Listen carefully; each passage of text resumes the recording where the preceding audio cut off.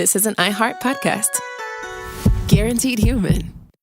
With no fees or minimums on checking accounts, it's no wonder the Capital One bank guy is so passionate about banking with Capital One. If he were here, he wouldn't just tell you about no fees or minimums. He'd also talk about how most Capital One cafes are open 7 days a week to assist with your banking needs. Yep, even on weekends. It's pretty much all he talks about, in a good way. What's in your wallet? Terms apply. See CapitalOne.com/bank. Capital One, N.A., member FDIC. Tax season has arrived, and doing taxes without the right help can feel overwhelming. Intuit TurboTax is here now to guide you through it with confidence. Match with a TurboTax full-service expert who handles everything for you from start to finish. Your dedicated expert checks every single deduction and credit to help you get the best possible outcome so you can feel confident you're getting every dollar you deserve. And the best part? You'll see real-time updates on your expert's progress right on your phone while you live your life. Plus, you get unlimited expert help at no extra cost, even on nights and weekends during tax season. Visit TurboTax.com. Only available with TurboTax full-service experts. Real-time updates only on iOS mobile app. Brought to you by the reinvented 2012 Camry. It's ready. Are you? Welcome to Stuff You Should Know from HowStuffWorks.com.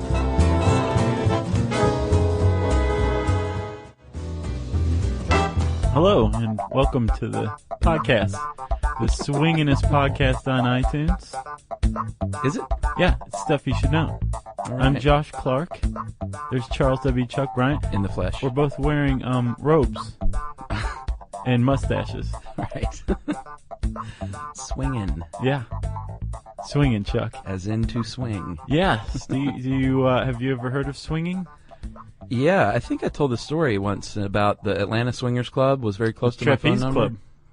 Well, no, it was just called the Atlanta Swingers Club at the time. Well, that's pretty I straightforward. may have said this, but it was a long time ago. It was very close to my phone number growing up, and we used to get calls all the time for people seeking the Swingers Club. And being the Baptist family, it was like, my mom basically made them seem like it was the devil calling. Sure. I'm sure. It's pretty funny. Yeah. So, on this very special episode of Stuff You Should Know, we find out what fueled young Chuck Bryant's budding sexuality. Yes. Turns out it was misplaced phone calls to swingers clubs. And continued sexual dysfunction. Because now that I'm an adult, I'm like, they're just trying to have a good time. Yeah, hey man, listen up. It's not my deal, but Yeah, you doesn't don't make them want to. You don't want to Satanists. put your hang-ups on other people, right? Yeah, that's a drag. Well, it depends, man. We're talking today about polygamy, and there's a whole lot of people putting their hang-ups on polygamists. Yeah, They have a hard time here in the States. they do. But before we get into that, Chuck, before we get into the Swingin'est podcast around, Yes. let's get some administrative details out of the way. Yes, very important announcement. This is like, I know you're tired of hearing about it if you don't live in Atlanta, but this is the last, Or the Southeast. one of the last chances we'll have to say we are having our trivia night in Atlanta, Yeah. October 13th. It's a Wednesday. Block out from 6 p.m. to about 11 p.m. Yes. You're going to show up to work on Thursday, not on all 4 cylinders, Right. depending on how many cylinders you have. Sure. But you're going to have had a great time the night before. Why, Chuck? What's going to have happened on Wednesday, October 13th? We're going to play bar trivia, and we're going to have Daily Show's John Hodgman sitting beside us, Yes? Onion editor-in-chief Joe Randazzo, Yeah? and Aqua Teen Hunger Force and Squidbillies co-creator Dave Willis. Nice. Yes. Pretty And proud. plus us Oh, yeah. Then there's and our families. and Jerry. Will your mom be there? Yeah. How adorable. And I hope my brother's your dad coming? I don't know. Nah. He maybe. finally went out and bought an iPod to listen to what his son was doing. Yeah. And I don't think he's turned the thing on yet. And this is months ago. So Yeah, I we'll think see. my mom will be Didn't there. he show you the iPod when you met him at my birthday I party? don't. Yeah, he did. He's like, look, and you're like, what is that? right. And it was a Nano even. He said it's an iPod, Chuck. I'm surprised you don't know that. Right. You're in it. So that's what's going on Wednesday, October 13th. The night before, Tuesday, October 12th, our buddies and de facto house band, the Henry Clay People, are playing a show at the Drunken Unicorn on East Ponce. Yep. And we're going to be there, and Jerry's going to be there, and hopefully a couple of our buddies coming in from out of town, Randazzo, Yeah. maybe Hodgman, We'll see. and see some rock and roll and hang out with the band. They're cool guys. Yeah. It's like 2 nights of fun in a row. Yes, it's going to be a fun week. Yes. Yeah. So that's what's going on this October 12th and 13th in preparation of Halloween. Now back to polygamy. Yes, all right. So let's get back to polygamy. Chuck, remember Warren Jeffs? Yeah. Thanks for this article, because I didn't really have an intro, except for a mention of Big Love, which I've never seen. Have you? You know, I watched Big Love initially and bailed on it, not because it was bad, I just didn't have the time, but I've heard it's really good. Sure, yeah. Well, it's a acclaimed series. HBO's Plus, Bill Paxton. You can't go wrong with Mr. Bill Paxton. That guy's a class act. But back to Warren Jeffs. Yeah. Not to be confused with Bill Paxton. Bill Paxton plays a polygamist on TV. Warren Jeffs is a polygamist in real life, right? At the very least, Yeah. he's been indicted for allegedly fostering the marriage between a 14-year-old and a 17-year-old, right? 14-year-old and her 19-year-old cousin. Yeah, some would call him a pederast, Josh, and not just a polygamist. He couldn't be a pederast unless he is a homosexual, because pederasty refers specifically to the child molestation of boys. I didn't know that. Yeah. Well, then he would be a child molester then in many people's eyes. Allegedly, Chuck. Allegedly. Well, he's in jail for it. He was convicted of it. He has not been convicted. He goes to trial on November 15th. Well, he was found. What was he found guilty of then? Apparently, they're having a hearing to find out if he's one and the same as the person they were looking for. No. That's in Texas. He's been in jail for the. He was sentenced to 2 consecutive prison terms of 5 years, following his 2007 conviction in Utah. Now there's new charges in Texas. Lay it on me. Well, they're trying to get him extradited to Texas, and much more serious charges were thrown out. I'm sorry, Texas has the much more serious charges, so they threw out even more charges in Arizona. This guy had charges all over the place. Yeah. And so he is in jail in Utah, and the governor signed an extradition warrant to send him to Texas in mid-August, and but they denied it, so they're waiting on a court-ordered extradition, basically. Yeah. And that may bring him 5 to 99 years that he... And up to $10,000 fine. ...assaulted a child under 17. Yeah. So that makes him a child molester. He's got a lot of stuff against him. I'm going to just say allegedly all over the place, because I have to admit I'm not 100% on what he's been charged with or convicted of. Okay. But having charges all over the place is nothing new for polygamists, right? No.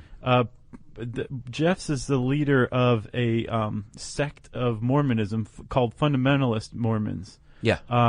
We should say that the Church of Latter-day Saints, the Mormons, Mm-hmm. although frequently associated with polygamy, haven't really done so since the 19th century. We'll get into the Mormons and their polygamous lifestyle later. But I think it's fair to say that, Jeffs is not representative of the Mormon Church as a whole. No, not at all. Let's start with the basics. Okay, let's talk about polygamy. What is it? There's I think people have give the definition of polygamy, Chuck. Well, before the definition, let me just say that most Westerners don't identify with anything but monogamy. But culturally, worldwide, and in history, monogamy is in the minority, actually. Actually, polygamous societies outnumber by the hundreds. Yeah. Monogamous societies and cultures. Monogamy appears to be a Christian hang-up, because if you go to areas before the Christians got there, pretty much everybody historically was polygamous. Right. Right? Then the Christians arrived, and all of a sudden there's monogamy everywhere. Right. Did you know that? Yes. And among mammals as well, humans are, as monogamists, are in the vast minority. Right. Only about 3 to 5% of all mammals engage in monogamy. The rest are polygamous. Right. Right? So definition-wise, I believe it's polygamy is more than one spouse. Polygamy is more than one wife.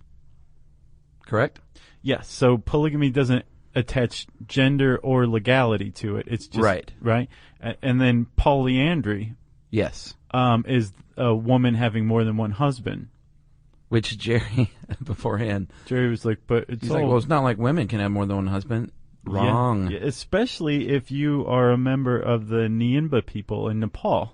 Yeah, women there have, and I just think this is like a sitcom waiting to happen. Women there have to marry all the brothers of a family. Yeah. So if you marry one brother, you get Daryl and Daryl. If you marry Larry, you get Daryl and Daryl as well. Nice. And it makes sense in a way for them because It allows them to pool their resources as a family, hold on to family land, take care of their children. Well, it's very culturally specific, right? Because this group of people, there's about 1,300 members of the Neambian culture. Sure. And they simply don't have enough land for each man to go out on his own, form a homestead and a family. Right. So it's very culturally bound, the reasons for this. And apparently it's fairly beneficial. There's a lot of consolidation of families' bloodline and resources. All of the brothers have sexual access to the woman, to the wife, right? Yeah, that's something you're going to hear a lot of, sexual access. Which means you can get it on. Yeah. They all have access to getting it on. They all have sexual access. Each brother does. Yeah. But they said they do allow them to specify, like, you are the father of this child. Right. They differentiate who's the father of which children. But they all help raise them. Yeah. They all contribute to caregiving. Child rearing. And also, it's hierarchical. I was wondering who chose the wife, right? And it's the oldest brother. Is it? Yeah. And he's definitely the dominant husband. You know, if I would rewrite the rules, though, if I was a tribesman, I would say we should go with, like, the best-looking brother or the brother who has the most game. Yeah, so we can all get the most attractive wife. It has. So what if the oldest brother is like a real nudge? But that's what I'm saying. Like, just in case the oldest brother is a nudge, he's still the dominant husband. Right. Although I'll bet just sibling rivalry is pan-cultural. Yeah, true. So I'm sure that there is like one that has game and it's like, I got more sexual access to her than you do. I'm telling you, it's a sitcom, man. Yeah. Except it would be like they would Americanize it. It would be like 4 American like guys from Brooklyn, brothers that would find this woman tribesman and bring her to America and all marry her. I could see Ed Burns doing that. I could too. Yeah. He'd make them Catholic, though. So, Chuck, that's the Neambian people. They are definitely a rarity. Even rarer, the Amazon Zoe tribe, right? Yeah, that's multiple everything, right? Multiple husbands and wives at the same time. Yeah. It's just basically like, it's a free-for-all in the jungle. But it's not fair of us to make fun of that. We're just laughing. Because I'm not making fun of it. Yeah, that's their culture. Again, they think we're weird. I think that, man, this is such a potential. This is just potential dynamite here. But it's just different cultures. They see your dad and his nanopod, but and they're not, like, it's what? not just that. Like there's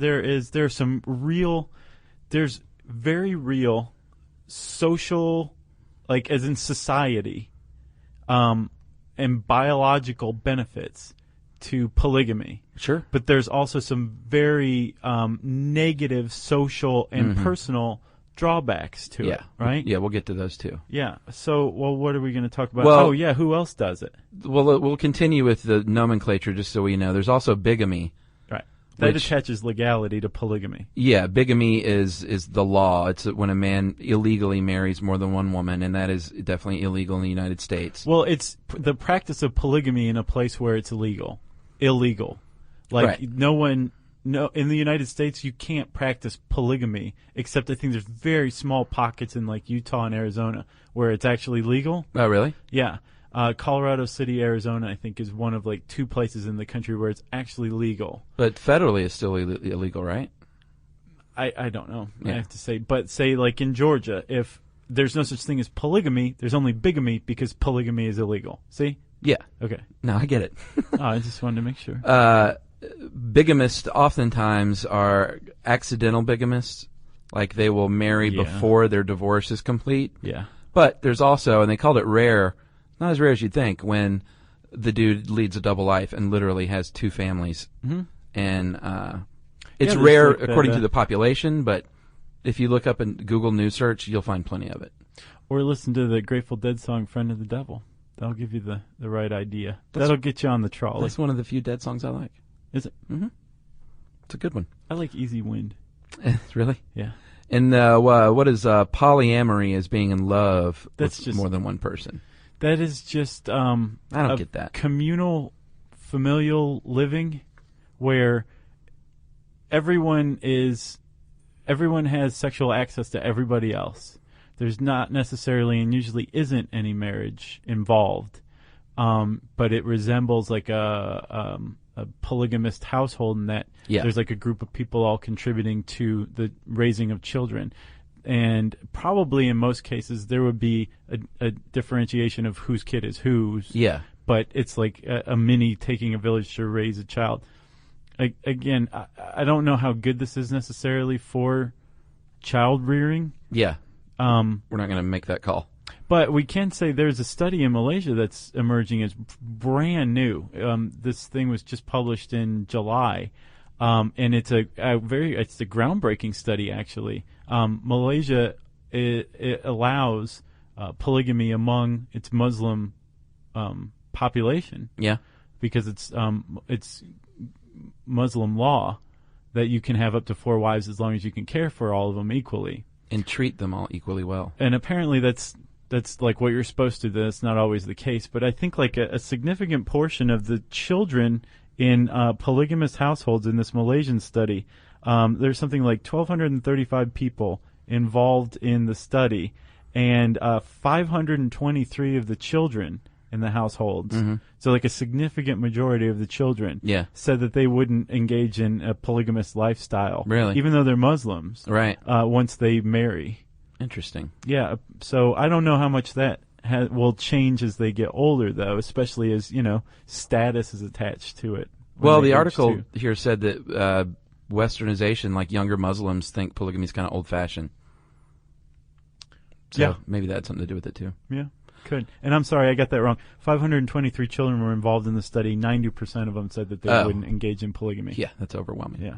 So polygamy is the idea that a man is very successful and should spread his seed while he is on the earth because he is rich and successful to breed more young and rich and successful people. And that a lot of times has been endorsed when you have a minority of a population, like early Jewish doctrine were in favor of it. Right. It's a really quick way to jumpstart your population. To get your society going. Well, yeah, and I was surprised it said some Orthodox Jewish sects still advocate polygamy, which I was hard-pressed to find confirmation of that. I saw that some gave it up recently, but I had trouble finding that. I did too, except for here. And I think China did that too, because they're Vietnam. Vietnam and China did it too under Confucianism. Oh, okay. So that went out of fashion. China did it under Confucianism. Vietnam did it for practical reasons. It's not legal in Vietnam, but it's widely practiced because the place is so ridiculously war-torn that they actually need to restart their population as well. Right. So, again, it does have a lot of advantages, specifically polygyny, right? Yeah. Let's talk about why, Chuck. And again, from this moment until we're not talking about it anymore, we're speaking biologically, impersonally, without any social aspects. Okay. Biologically, polygamy makes utter and complete sense, especially if you subscribe to the Dawkins selfish gene idea, right? What's that? Well, it's the concept that we are merely vehicles for our genes that are driven to basically exist in immortality by passing its line down as frequently as possible. Gotcha. Okay?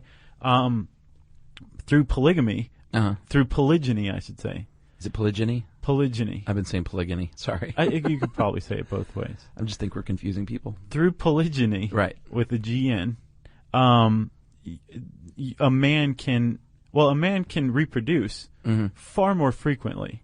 A healthy stallion could basically reproduce several times a day, every day, if he had sexual access to a lot of ovulating women. Right. Sure. Okay. Thank you for that, man.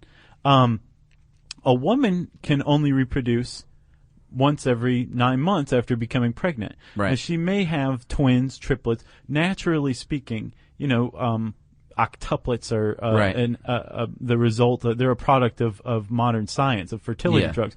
But say you have twins, maybe triplets top usually. Irish twins at the max. Okay. What is that, like 13? No, Irish twins is when you have like 2 kids that are 9 months apart. Oh, okay. I'm thinking of a baker's dozen.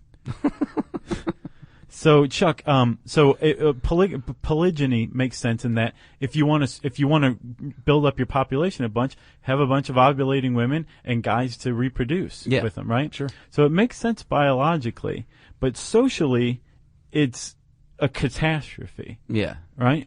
Well, one thing that's hard to talk about is actual statistics, because Mormon plural marriage is not the kind of thing that's documented. They keep it very private and secret. Mm-hmm. So you can't go out and get a bunch of statistics on abuse, but the stories that you hear and anecdotal evidence suggests that a lot of abuse happens. Yeah. Like girls that are 14 years old getting married to men that are 25, 26, 30, 40 years old. That's definitely one dark part of the dark side of polygyny specifically. Yeah. Polygyny also places men in a position of absolute authority. Yeah. Just by bestowing that possibility of the man having more than one wife, but all those wives are devoted to the one man, he's automatically at the top of the hierarchy. Yeah, just by virtue of the arrangement. Mm-hmm. And just sociologically speaking, being put in that kind of situation would probably make you drunk with power, just being an average person. Well, a lot of men abuse that position. Sure, and even if they don't want to abuse it, the women in a polygamous scenario, they're subservient, they're so dependent, they don't have like the skills, even if they do escape their scenario, they don't have the skills to make it on their own because they've just been the subservient wife the whole time. Right. That's no good. A lot of people who have moved on from polygamous marriages usually use the word escape. Yeah. Or often use the word escape. They escaped from a polygamous marriage, not I got divorced or anything like that. Yeah. And then also, just economically speaking, there's a division of one guy's paycheck over however many wives and children he has. Right. He may have more than one house. Yeah. If he's doing pretty well for himself, maybe he's an engineer or something. But it's still one person's paycheck supporting all of these people. Right. And you see that problem apparently, according to the article. Who wrote this one? Grabster. The Grabster wrote this one. He points out that Colorado City, Arizona, which is one of, I think, two places where you can be a polygamist, right? Is basically single-handedly puts a strain on the welfare services of the state of Arizona. Yeah, they're going broke. Yeah. So that's another aspect of it, as well as the economics of it. Yeah. And then apparently jealousy too. Sure. First wives, rather than being the dominant wife, right, out of all of the other ones, are often just kind of left to the side. Well, that's what happens in Big Love. Especially as they get younger and younger and younger. Is that right? Yeah, that's like a big plot line of the show, I know, is that some of the wives become jealous of each other, and like a love triangle would. I don't see how you couldn't. Yeah. No even among the most devoted polygamist families, I don't see how that couldn't happen. Like, jealousy is so ingrained. I'm the most non-jealous person on the face of the earth, but that would even make me jealous. Yeah. I would think. Yes. Or maybe not. I think it would. So, Chuck, you ready? Let's talk about the Mormons. All of you guys have been very good and patient. Thank you for waiting. Let's do Mormons, man. Yes, this is a brief overview of Mormonism. We're not going to... Maybe we could do a whole podcast one day on them. We'll see. But it's a religion founded by Joseph Smith, Jr., early 1800s, and he claimed to have received divine messages from an angel that directed him to golden plates that basically told the story that he translated to eventually become the Book of Mormon. Mm-hmm. So the Book of Mormon was written, and it does not contain specific info about polygamy, but supposedly he practiced polygamy after receiving another personal divine message saying, if you go out and have multiple wives, then you will be a king in heaven. Yeah, basically, to be a successful Mormon, you kind of had to practice polygamy. It was a directive from God. Yeah. Although, again, it says nothing about it in the Book of Mormon, right? Nothing about it. There's a cool website called The Wives of Joseph Smith, and it chronicles. They have 34 by 34? My count, but it has, each name has like their age, whether they had a husband at the time they were married to Joseph Smith. And then there's like a link. Each one's hyperlinked to a bio on them. It's very cool to make sure that these women aren't forgotten. Right. Because they were part of the founding establishment of Mormon. Sure. Right? So he had 34. From what I could see, some of them were sisters, and the youngest was 14. Right? Wow. One of his kids, Joseph Smith III, was like one of the Malaysian Muslim kids, because when he came of age, he was like, I am not practicing polygamy. I've seen it firsthand, and I'm not doing it. Yeah, and he made a separate sect, right? He branched off because he wanted to stay down with the Mormons. He just wasn't down with polygamy. Exactly. A guy who was down with polygamy was the successor to Joseph Smith Jr., the founder of the Church of Latter-day Saints, a guy named Brigham Young, who you'll notice has a university. He does. Yeah. Brigham Young had even more children, or even more wives, apparently. He had 55, from what I understand. Wow. And his were much more verifiable. Apparently, Joseph Smith didn't ever publicly cop to polygamy. Right. Brigham Young was like, check out the 55. Right. Right? They're like, hello. Right. Hello. Hello. Hello. Hello. By the mid-1800s, it was so prominent. Yeah, 55 times. You should have said it 55 times. In the mid-1800s, there were so many Mormons, though, doing this that the church, while they didn't officially bring it into their literature, they did acknowledge it in an official announcement. And they referred to it as plural marriage. Right. So you've got plural marriage in 1852. Yes. 4 years later, something big happened. The Republican Party, Abe Lincoln's party at the time, I think he may have been an attorney still, but he was a log cabin Republican, right? Yeah. Because he lived in a log cabin. And he was Republican. Right, but so Lincoln's party came up with their 1856 platform, and it was based largely upon ridding the United States of the twin relics of barbarism, Chuck. One was slavery, the other was polygamy. Yeah. Right? Right up there with slavery. Yeah, these were the twin evils that were basically keeping the United States backward from progressing forward. Supreme Court agreed. Yeah. And that launched what you could call an unconstitutional government assault on the religion of Mormonism because of polygamy. They wanted to quash it, basically. Yeah, Utah applied for statehood during this, and they're like, not as long as you got polygamists. You get rid of your polygamous Mormons, and we'll deal with you after that.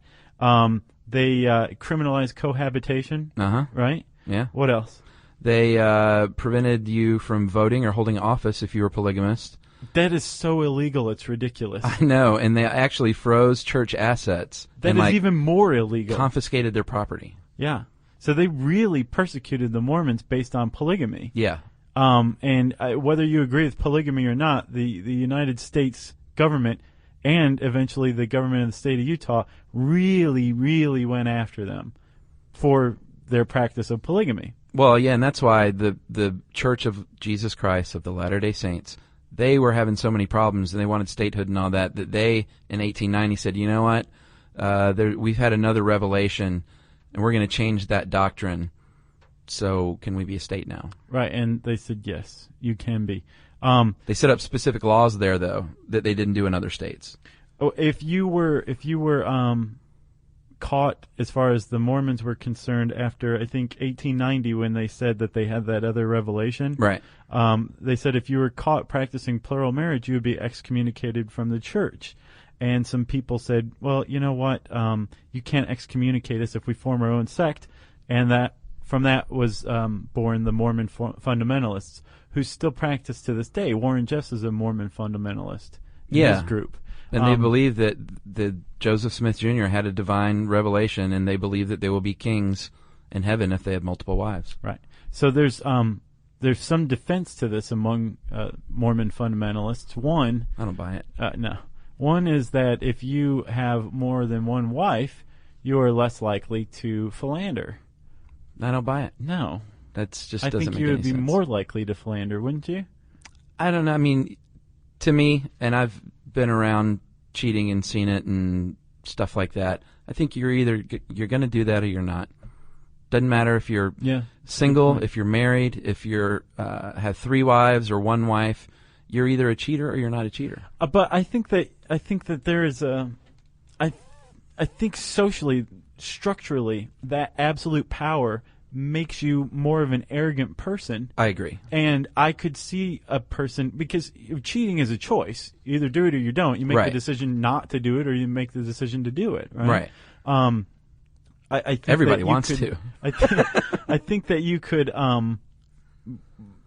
make the case that socially, again, sociologically, Uh-huh. somebody is somebody in that position could, I would say, be more likely to cheat. Extra hands to care for children? Come on. Yeah. Everybody's got 2 hands, and you multiply that by 8 wives, you got 16 hands to care for. Yeah, but you multiply the 6 kids times 8 wives, and you have 48 kids. Yeah, no, I know. So it's like, what? You're preaching to the choir. Maybe if you didn't have all those kids, you wouldn't need the extra wives to care for them. And also, we should probably take a break here and say real quick, we're Chuck and I are both monogamists, right, Chuck? Oh, yeah. Okay, so but at the same time, if there is a form of polygamy where it's not detrimental, I don't really see that in this article. I don't have, to each his own. It's the SYSK motto. Sure. So long as it doesn't hurt somebody else. Sure. It should probably be the supplement to the SYSK motto, right? Right. But it is illegal in these United States federally. There are several laws passed in the 1800s. State-wise, there are only a handful of states that actually have specific laws, but Utah is one of them, and that was part of the deal, I think. Specifically outlawing? Yeah. Okay. When they were granted statehood. And they get around it, though, a lot of times because they don't officially marry more than one woman. They will live a married lifestyle. They will have a ceremony. Mm-hmm. They just won't have like an official marriage certificate.